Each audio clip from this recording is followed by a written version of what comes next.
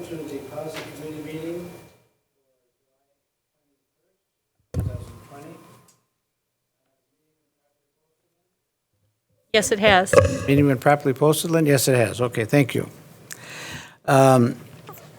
This would be an opportunity for citizens to speak if they choose so. You? Yep.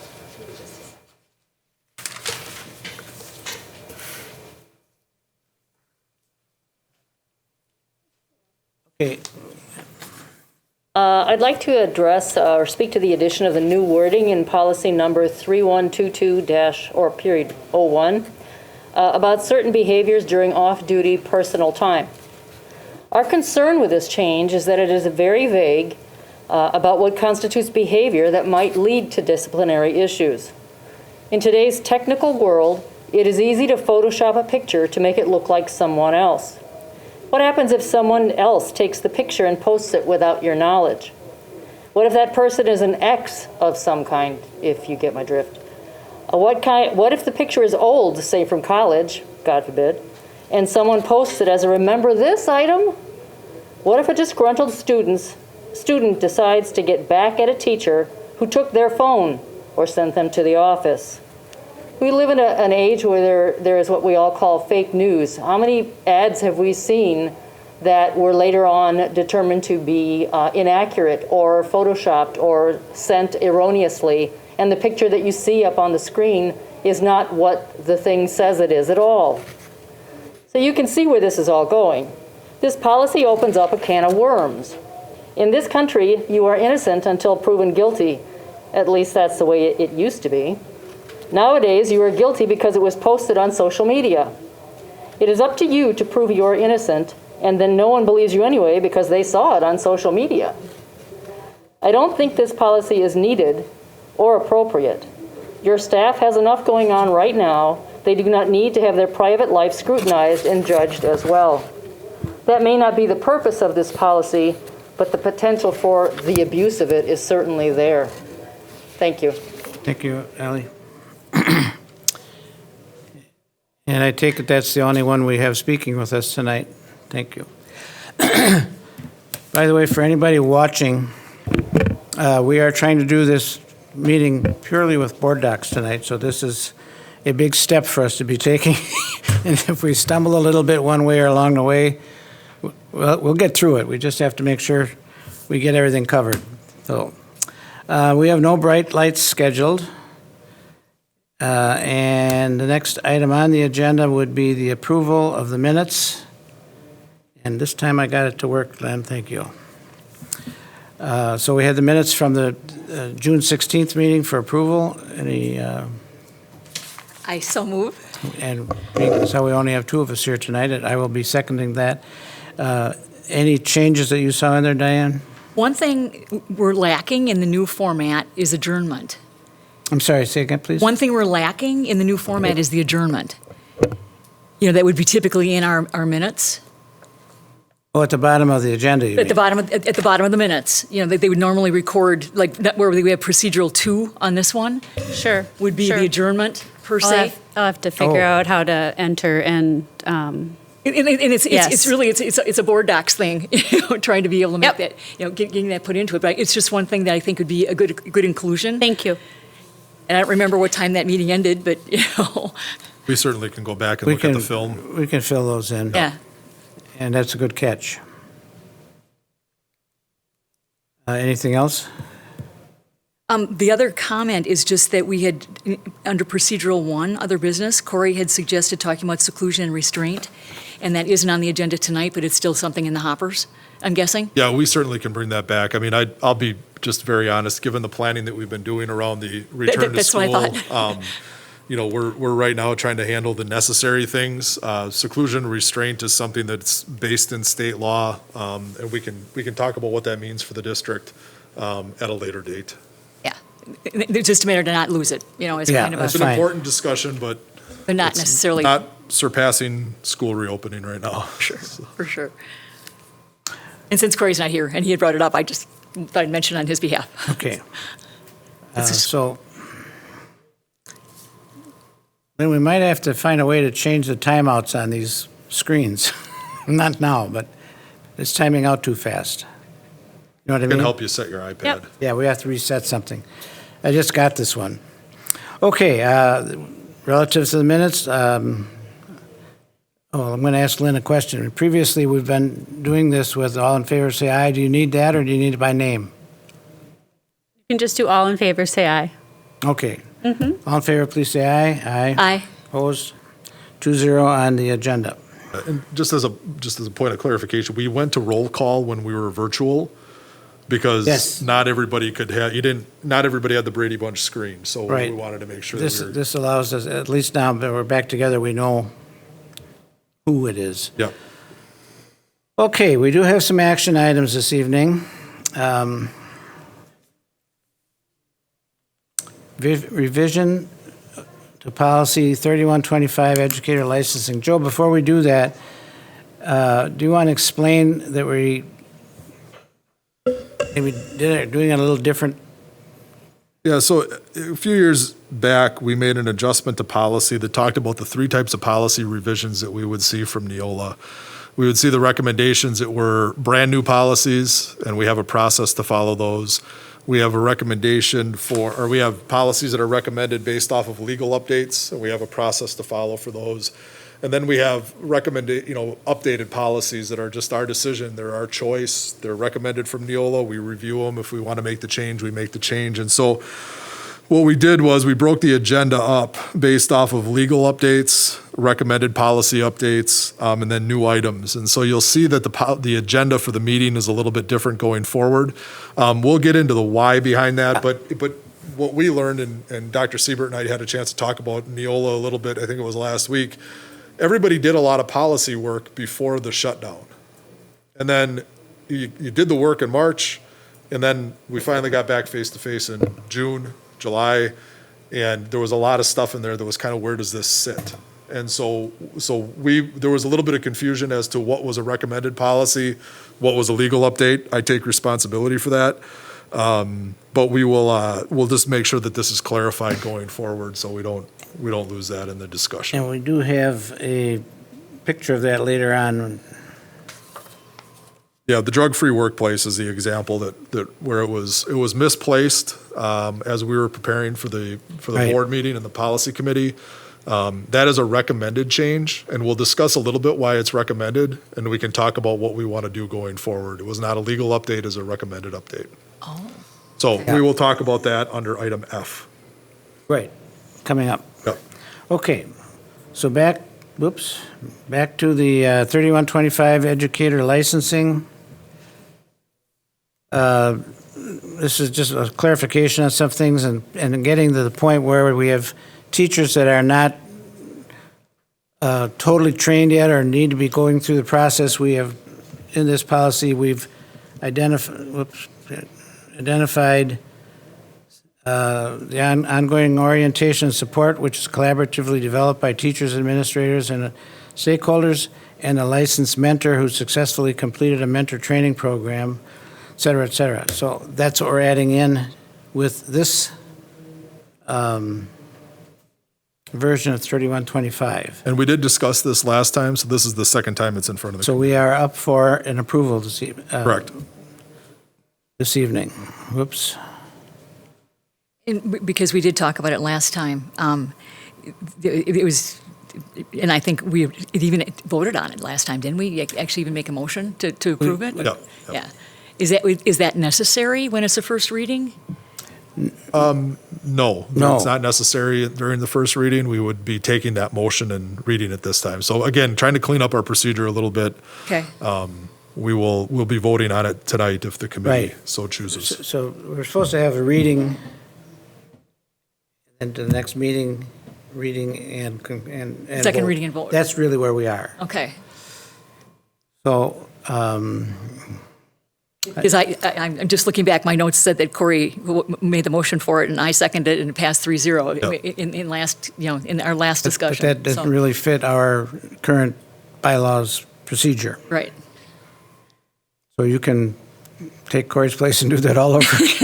So I'll make the motion at this point, and And I'll second it. Any further discussion on this one? If not, all in favor, please say aye. Aye. Opposed?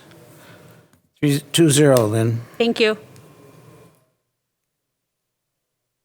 And now we will move to 34, well, this is a 3410 and 4410, compensation for part-time staff. And I'm just pulling up my copy of that. This is really a simple statement. The board, deleting the words education, requires that part-time professional staff members be compensated in an amount appropriate, that's a change in wording, to the position's duties and responsibilities, appropriate change there, whether it be fraction of the day or a fraction of the year, and I believe that is the entire wording. So I'll fall on you for, Again, we talked about it last time, and, in my notes, I see that I made the motion and Corey seconded and it passed 3-0. So at this point, I'll make the motion again. okay, and I'll second it again, or second it this time. Any further discussion?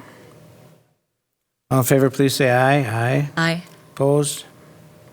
2-0, Lynn. Thank you.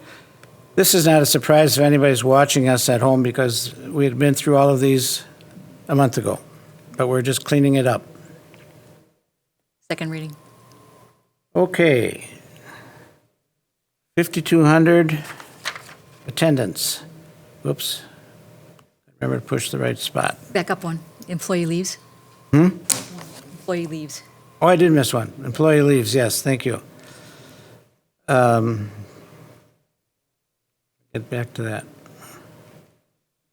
Okay, we got to hit something up here. See, this is where paper sometimes might be easier.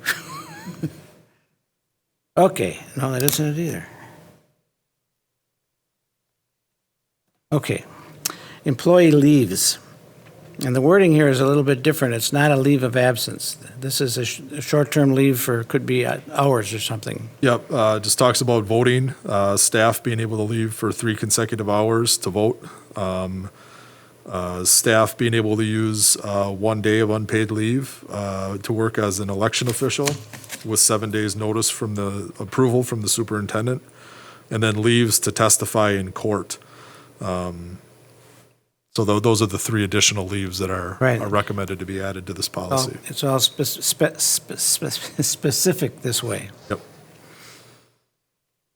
Okay, and again, we did talk about this in June. Just that I can feel like Corey has a participation here since he was part of that discussion. He had made the motion, I seconded it, passed 3-0, so I make the motion now to do the same. I'll second it. Any further questions on this one? No? By the way, this is 3431 is for staff. And I got to get to 4431. Same wording. It is, just a minute, I got to, yes, it's the same wording, right? Yep, same wording, professional staff and support staff. And support staff, yes. So with that, Diane, I'm going to confirm that we are approving both of these, Yes. and I'm seconding both of these. All in favor, please say aye. Aye. Opposed? Okay, that gets us through that one. Thank you. Now, attendance. This is just the adding the ability for a student to be excused from school to be an election day official, student who's 16 or 17 years old. And then it's got the requirements in there that allow the student to do that. Right. Okay, Diane? And again, just for Corey to have participation here, I made the motion, he seconded to pass this 3-0 at the last meeting, and at this point, I'll make the motion to pass it again. Thank you. I will second it. Any further questions on? I lost my place.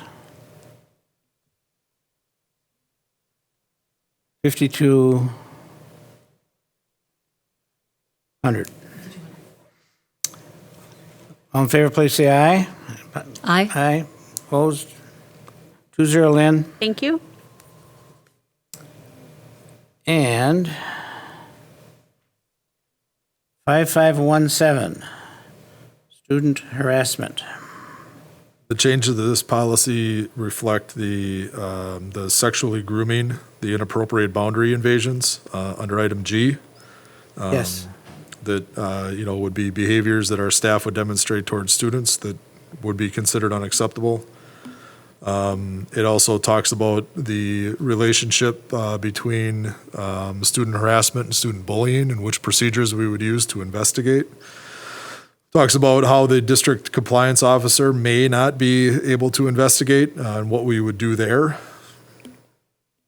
And then it talks about retention of records. These come from the higher ups as to what we need to maintain as part of our investigations. A couple things. First, is it student harassment or student anti-harassment? Anti. Check the policy. It's listed on the agenda, I think. Student anti-harassment. Anti-harassment. 5517. It'd just be that adding the word, the preface Oh. anti-harassment in that process. And I reread the policy because I had a lot of concerns about this last time when we talked about it. And it does say may be appropriate or inappropriate, and it really does, as you had qualified, this is the sexual grooming aspect of hugging and of giving a car ride or being alone in a room. There are situations where that may be appropriate. I think of so many times in my teaching career when a student didn't have a ride to work and I needed to give them a ride at the last minute, and being alone in a room for a makeup test, and things like that. Not obviously in a social grooming context, but just in a professional, doing your job context. But I can understand why the wording is there when it is in the context of sexual grooming. Right. And again, when these policies were drafted, there's a difference between the terms may and shall, or in this case, just for the sake of language, may, are, there's definitive language, and then there's language that can be left to judgment. And may is a word that leaves, judgment, the ability of an administrator or a staff member to discern, what this means, what this behavior means. So that's important distinction to know in policy language is there's a difference between may and shall. And Okay. Last time Corey made the motion, this time I will, to approve it as presented. And I second the motion, and I just lost, there we go. All in favor, please say, of accepting 5517, please say aye. Aye. Opposed, so this is 2-0. Thank you. Okay, we made it through all of those, Lynn. And we had, if you'll notice, that we have made the agenda a little bit more definitive as to which category we're on. So, category D, action item recommended approval by the committee to move to full board for final approval. We have none of that in this group. Then we have E, discussion and information items. This would be legal first reading at the committee level to move on to the committee for final approval in the future meeting. And revision to, we have 4 of these. Joe? we have. The similarity, would you please share that with us? Yeah, so they're similar in the sense that they add the language about family members, and so you can see conflict of interest for Board of Education. This would be the conflict of interest that would apply to you as a board. The update is, immediate family as defined in 1942-7 Wisconsin statutes. But it's important, for all of us to, come back to these policies, and especially around conflict of interest. No board member shall use his or her position as a board member to obtain financial gain for himself, herself, immediate family, or any organization with which he or she is associated. No board member shall engage in or have financial interest directly or indirectly in any activity that conflicts or raises a reasonable question of conflict with his or her duties and responsibilities in the school system as a public officer. And when a board member determines that the possibility of a conflict of interest exists, that he or she, prior to the matter being considered, disclose those interests, such disclosure shall become a matter of record in the minutes of the board, and therefore shall abstain from participation in both the discussion of the matter and the vote thereon. In the event that the potential conflict involves a program or activity in whole or in part financed through federal grants, the potential conflict of interest must be disclosed to the federal granting agency consistent with the requirements of the particular agency. And then board members shall also perform their duties in a manner that does not violate criminal conflict of interest laws pursuant to the statutes by having private interests in a contract with the district in an amount that exceeds $15,000 annually. So again, this is just a good reminder for everybody. As it pertains to staff, the language with the staff is very similar in that it adds the language about family, but you can see that conflict of interest as it pertains to staff is substantially longer than the policies as it pertains to the board because there's more overlay that would play out for a staff member than would a board member. That's the 1130, right? I will go to the policies. I have several tabs open right now. So 1130, which would be the policies that govern the superintendent. Oh, okay. 3230 are the policies that govern the professional staff. 4230 are Okay. the policies that govern the support staff. Okay. This one, come on.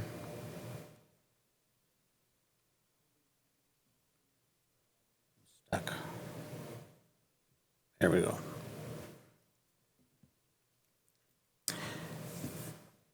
So at this point, this is go ahead. Sorry, Dan, go ahead. It's just for discussion, and we don't Yes, have to. it is. have We'll to vote vote. tonight, just discussion. But I was just Discussion. confirming that we didn't have to do anything other than That, discuss it. not for action.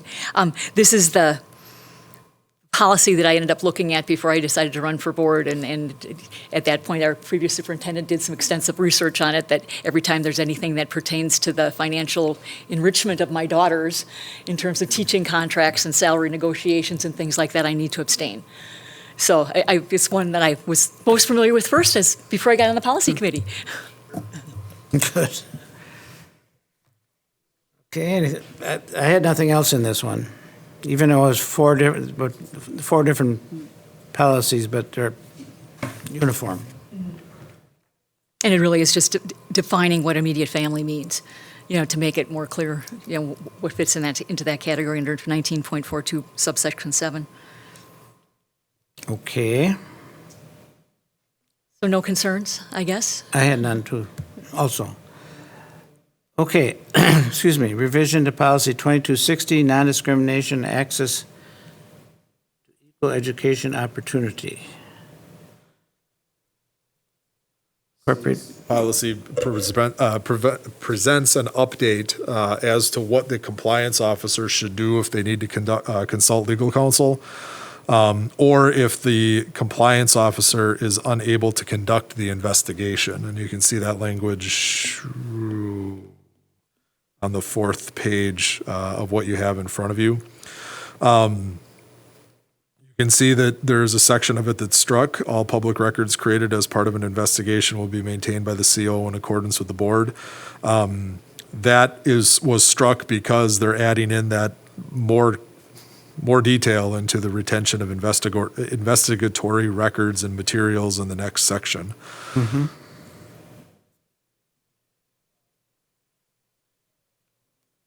And then they give this list of the records we're maintaining, right? Yep. Retaining.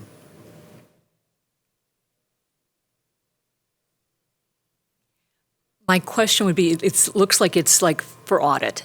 Does that happen often, to have an audit of a non-discrimination type of, challenge? It usually comes up in the events that you have appeals.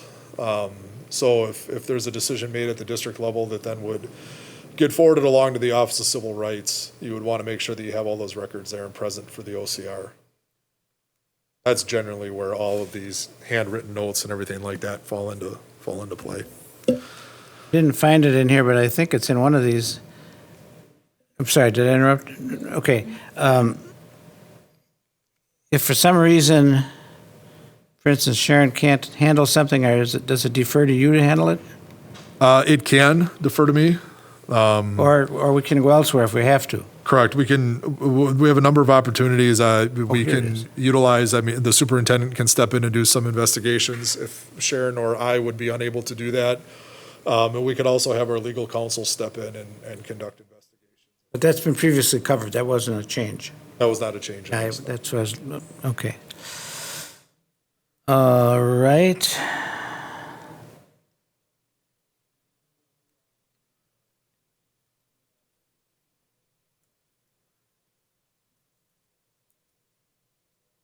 My board just doesn't want to move fast, or got cold fingers.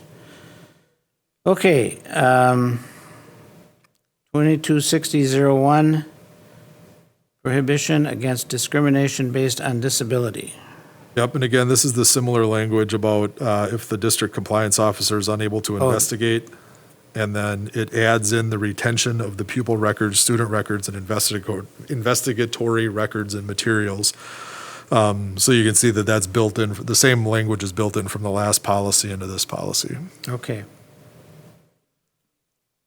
Just by way of comment. Yes, please, Diane. In light of the 30th anniversary of the passage of the ADA back in 1990, it was interesting for me to see the updates to that law, that are spelled out in that part that didn't change. It was an interesting read, but very similar to the changes that were made in 2260. Yeah, and we're in special education, IDEA was last reauthorized in 2004, I think it was. So, we are anxiously awaiting the next iteration of IDEA to see what's required, down the road. So it's been a long time since that's been addressed at the federal level.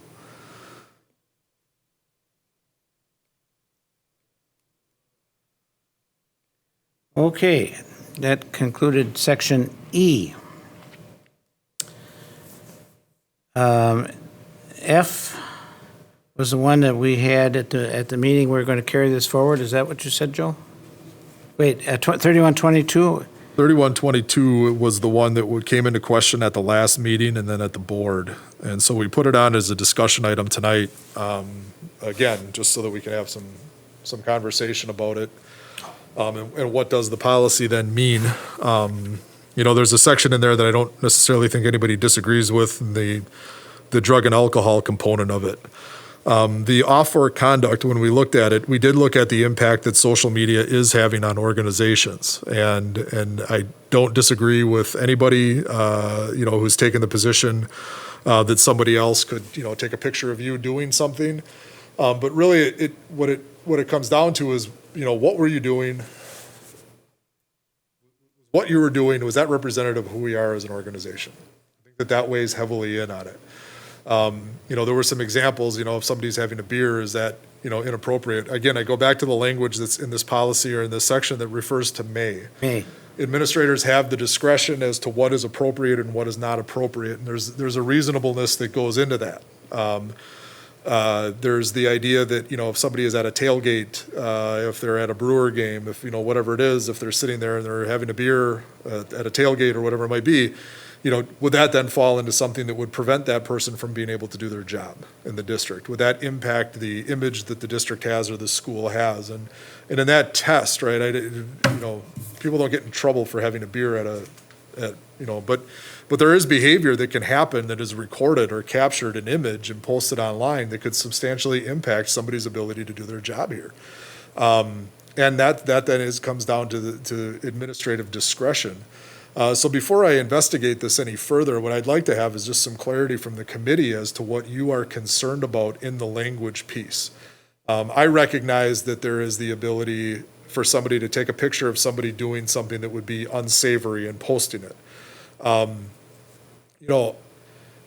What was captured in image would obviously come up. The impact that had on the person's ability to do their job, that would come up in the investigation and in consideration. It may or may not result in a level of discipline depending on the impact that it has, on the school day. So we have a couple of options. This is, again, it's a recommended change. So if the committee does not want this change to go in, we certainly can move forward and take it out. if the committee wants further exploration, I would just want to know from your perspective what it is that you need clarity on.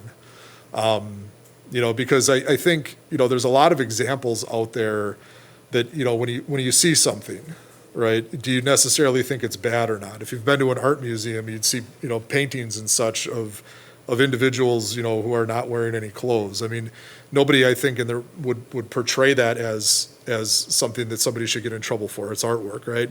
You can see people at a tailgate, and you can see them, gathering with family and friends. That may or may not include a beer or a glass of wine. Would that image that was put out on social media result in something that was going to get somebody in trouble? I think that there's the other examples, that people would say, yeah, that, the last time we met, I talked about the movie The Hangover and the bachelor party in The Hangover. Those images would make it very difficult for us as a school district to maintain a level of integrity. And that then, those images could then result in us needing to discipline someone. So I guess what I'm looking for is clarity as I go forward, and try to bring additional wording to this, or does the committee just want to reject this change and we can go down that road too? We talked a little bit, someplace along the way, we had that comment about that, should that even be there? I think, I believe it has to be there. The problem I have is the old way of looking at it completely ignored the fact that we might have to take action on somebody because of what they did. It didn't give us an allowance to do that. I think the reason is, in my mind, the reason this has been added is that even though it says may in it, maybe specifically because it says may in here, it does give the district the authority to take action if in fact it needs to be taken. Now, we can define the actions maybe a little bit better than we have, but I do not agree with taking this out entirely and going back to the policy the way it was written before last month or whenever this was written. So that's my main hang-up, is having something in here that says the district may act if they feel it's appropriate and necessary. That's why I think this particular paragraph is valuable. I have concerns with the one up above under the first one, two, the end of the second paragraph. With the wording there, it's talking about each staff member, has a summary of the standards regarding unlawful use, possession, and distribution of illicit drugs and alcohol by staff. Furthermore, staff shall be informed that compliance with this requirement is mandatory. Okay, so that's fine. But then it goes on to say the use of marijuana and/or products containing THC, other than products expressly excluding the definition, which is CBD, et cetera, is still prohibited under Wisconsin law and board policy. Use of such products, even in states which have passed laws permitting usage, is still unlawful under federal law and Wisconsin law, is not an exception to the drug-free workplace.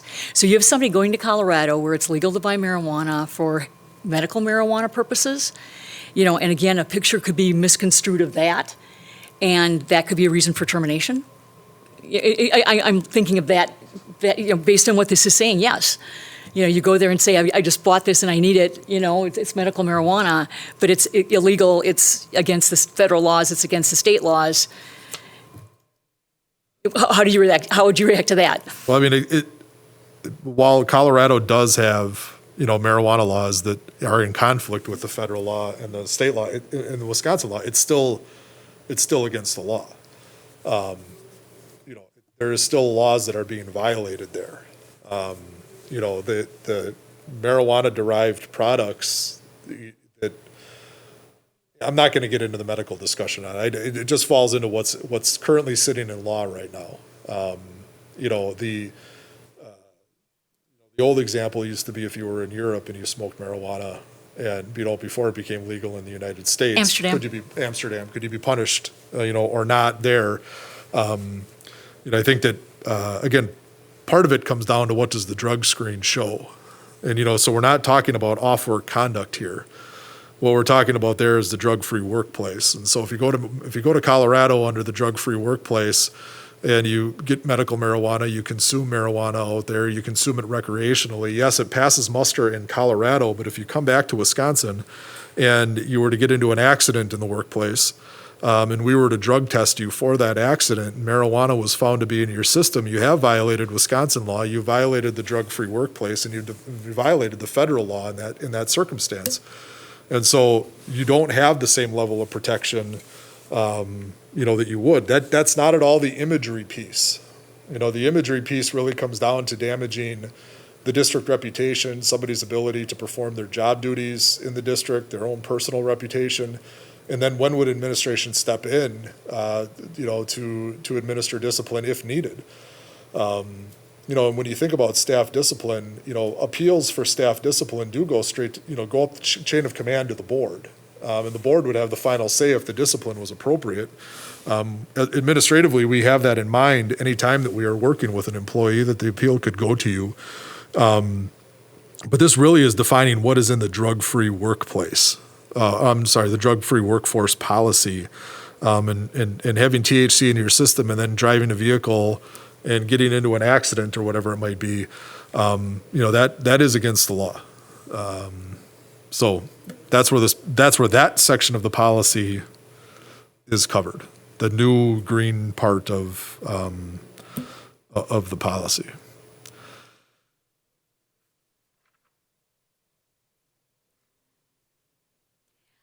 So you're recommending that be maintained because of the laws. Right. I mean, there's a state and there's a federal law, and Yeah, and that's who we are accountable to in Waukesha. let me ask you, then the last sentence in that paragraph says, shall be subject to disciplinary action, whereas other places we've used the word may. Yep. Is that a possible change? Or you're saying that they broke the law, so maybe that's it. Knowing that there is a disciplinary action, there's a range of things that can happen.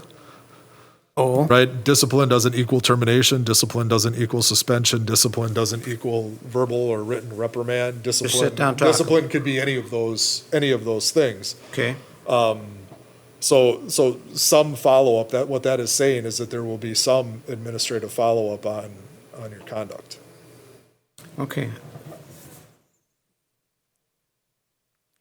I'm suggesting that we save this for Corey, since he had raised many of the discussion points that we were Yes. talking about. That he was concerned about what exactly was required and how this is being translated here. And with him not being here tonight, could Mm-hmm. I have no problem with continue to table to the next time around for him to Well, be able to have a actually- chance to have input? That's fine. We'll be up in August again, so no problem holding off on it. And it's tabled at the board level until it comes back, so. Yep. Yeah, there's no urgency to go back to the full board with it. Actually, this was discussion only. Yep. Anyway. Yep. Okay. Want to conclude that piece? Mm-hmm. Okay, fine. Item G, bylaws and policies. This is merely to get us back to the thing we changed, maybe a year ago? Yeah, something like that. And I've worked with Joe and Lynn about getting a little bit more specificity to at least to us understanding what are we specifically talking about. So if we could go there. And you'll see that 0131.1 will be attached to all policy committee agendas in Neola, just as a point of reference for us. Again, Dr. Siebert and I were talking, a week ago, and Neola has been great for us as a school district in the sense that we stay on top of policy recommendations. I believe that.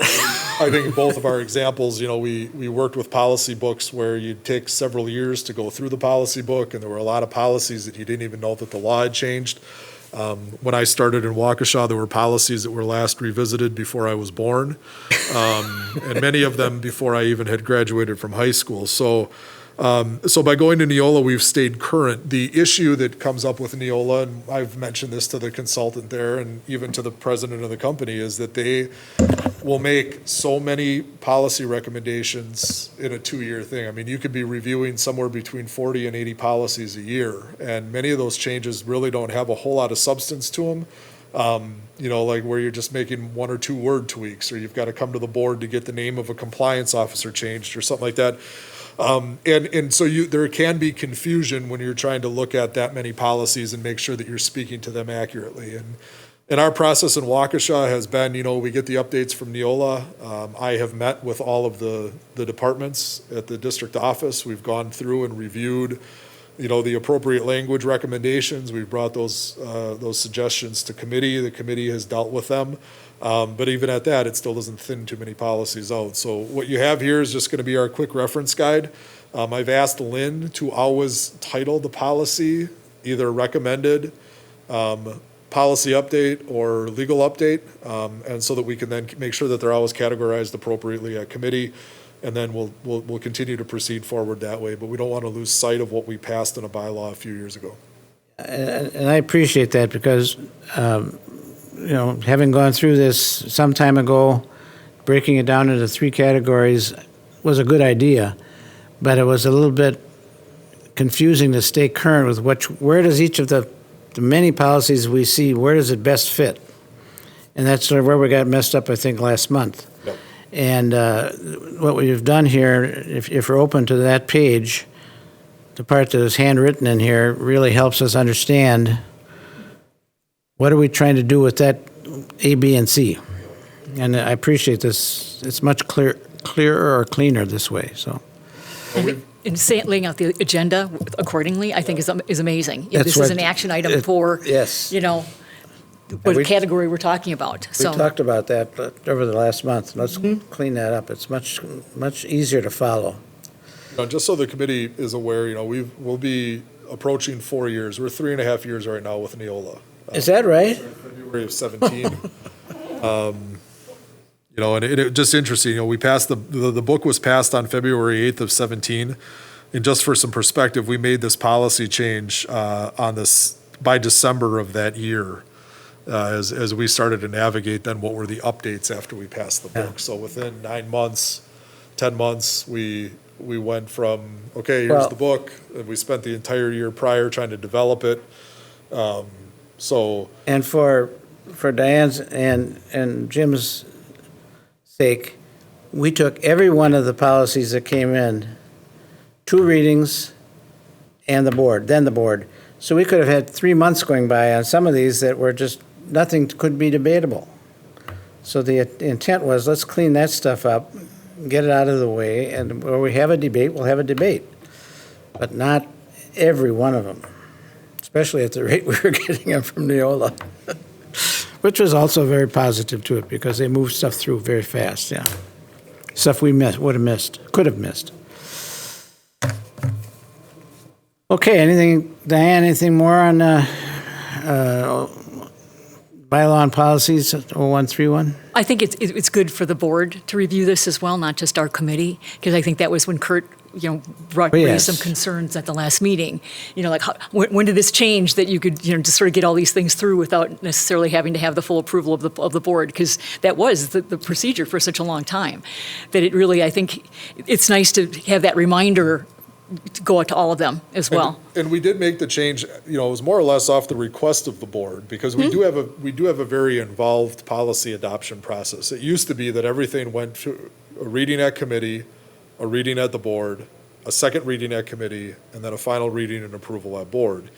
And that process would take 2+ months to get through a policy. And then there were board members that, when they would look at their agenda, you could hear the groan when you'd see, 2 pages of the agenda are just listed policies. And so when we had this discussion, it was, there are some things that we really don't have a whole lot of voice in. Those are the things that are coming to us from the Department of Education, the Office of Civil Rights, what agency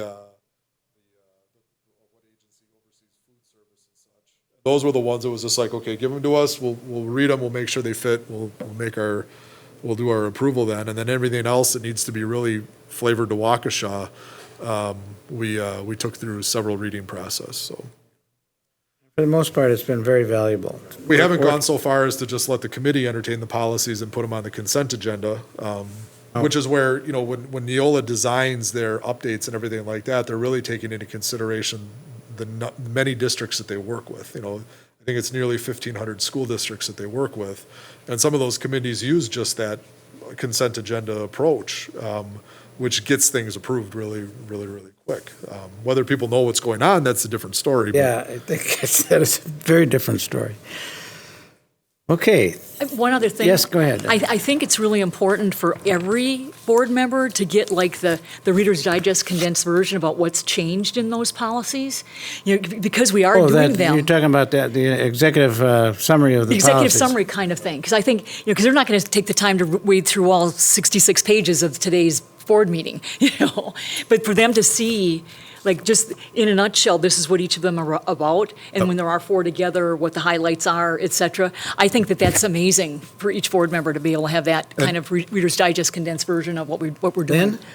Oh, You were going to say something, Lynn? Lynn? I was just going to say, we'll make ahead, sure Joe. that that is always prominent in board docs for the board, because it is in there. Okay. And it'll be something that you can reference. We'll make sure that it's live, but part of it is going to be, board members, taking the time to go into board docs and. Would that be, and maybe you'll answer this question, would that be in the I library? actually did or- have time today to put it in there. I played around with it, so I can direct you how to get to that right now, Now? if you'd like to. So it's in here someplace? Yes, so if you go into your board docs, We're in board docs. and, and you go to the library on the far right, Okay. Whoop, and then click on board members, got it? descriptions of Neola policy updates 29-1. There it Now, is.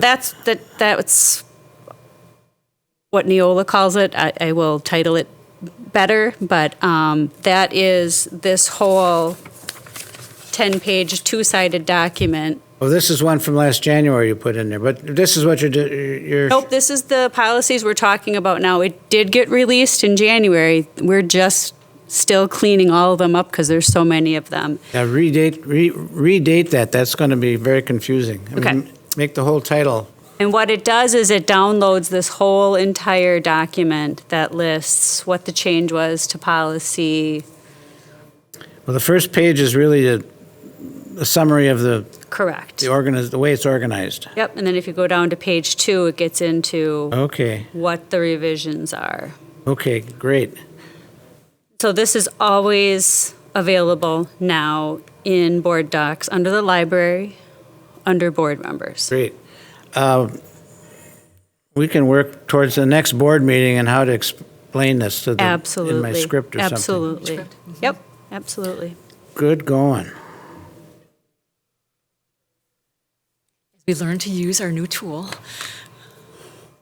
Now, how do we get back to the, right here, I got it. Policy Committee.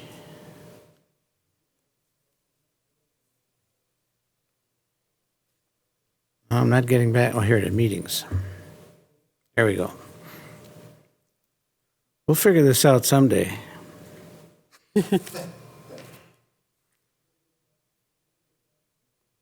Oh, I don't want to print the agenda, never mind. No. Okay, I'm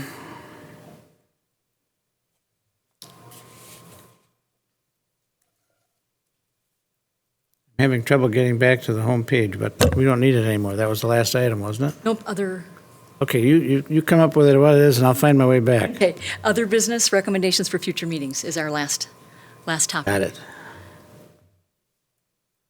I do have an item under that, if I may be addressed to speak. Okay, go ahead. Okay. On June 25th, I believe all school board members received a letter from 13 staff members voicing concerns about the Waukesha STEM Academy event, not to read the whole thing about their reactions to that experience. But the paragraph that I'd like to share, and I'll give a copy of this to Lynn for the records. As public school educators who are shaping the minds of generations to come, we have a responsibility to be thoughtful and deliberate as to what our actions communicate to our students and families. We must stand strong in our duty to promote unity and equity. We do not support exclusion of any kind, and we have a duty to our students to speak up when injustice occurs. As teachers, we have been told by board policy that we must keep our political opinions to ourselves. So wouldn't that policy then mean that our schools should remain places of political neutrality as well? We ask that moving forward, a board policy be enacted that prevents further use of our buildings for any political events. Again, I'll give that letter to you, signed by 13 current staff members. I tried doing our little search in board docs for political and any policies that are out there that would reference political, like they're saying here. I wasn't finding a board policy saying we couldn't talk about politics, but I know that that was something I was very much aware of over many years of teaching. Yep. And that now the notion about using the building for political events, I was literally just talked about that topic this summer at SWSA, because we would like to have a policy encouraging involving our politicians to come into the building and see our successes, and be able to talk about the need for funding and the need for political changes, the need for policy changes and legislative changes. So I don't necessarily agree with their approach of what they're saying here, but do we have any policies? And so it's a review of them, and I think we should discuss. Certainly, if we do have policy on that, and I think don't quote me on it, but I think it has to deal with controversial topics in the classroom, or It might be called that instead. So there is a policy that talks about if politicians are to come in and speak, that there's a value to doing that. There are some conditions that should be avoided. I believe the policy talks about not doing it during an election year. Yeah, that's right. For staff members who are going to talk about politics, it's making sure that there's a fair and balanced discussion of the topic or the issue of the state. So what we can do is going into the August or September meeting, if we could just have a little tolerance based off of what this school reopening looks like, we can bring those policies forward to the committee to talk about that language, and then if there's some changes that you guys would like to see, we could take that then through our process. I would recommend we do that. But we do have policy on it, because I remember. We did, I dug it out too, and it's not very complete, but it does talk about, certainly don't want somebody in here when they're campaigning. And that was one of the issues, and election year. But on the other hand, there's a reason too that you might want to do it, a legitimate reason to do it. I remember because we had a big issue back in the early days of Barack Obama about whether one of his videos could be shown here or not. And I got people coming at me, how can you turn down? So you're going to get into these discussions. I do think we could review that stuff, and I guess the challenge that I'd ask you guys to think about is, when is a politician not in an election cycle? Yeah. Not to make light of what was presented in the policy on the drug-free workplace, but in today's day and age where media is as present as it is, there is nothing that is off the table as long as it was captured in video 30, 40 years ago. So I would argue that the minute you become elected, you're in an election, you're always in an election process. So I think we can talk about the language in there. I think we can talk about how the board would like to go forward with those visits. Just to give an example, I was at Summit View a couple of years ago when Tony Evers was there as the state superintendent, which is an elected position, presenting an award of distinction to the school. Yeah. I was there when we had another representative come through and tour under the guise of school options. He took a look at what Summit View had to offer. I've known Scott Walker, former Governor Scott Walker, was at South High School looking at the engineering academies, again, looking at the options that we provide. So there can be a lot of benefit to showcase what we're doing as a district. But I guess we have to be sensitive to all the messages, I think, that can be presented when somebody is going to show up. So Okay. just You'll take maybe September agenda. September, yeah. Whatever, whenever it's realistic. But I think it is something that we can't just not recognize that there was definitely No, staff I- concern about it. There was a lot of concern. I think we should recognize that it's an issue. Okay. That's it, I think. How do we do on board docs?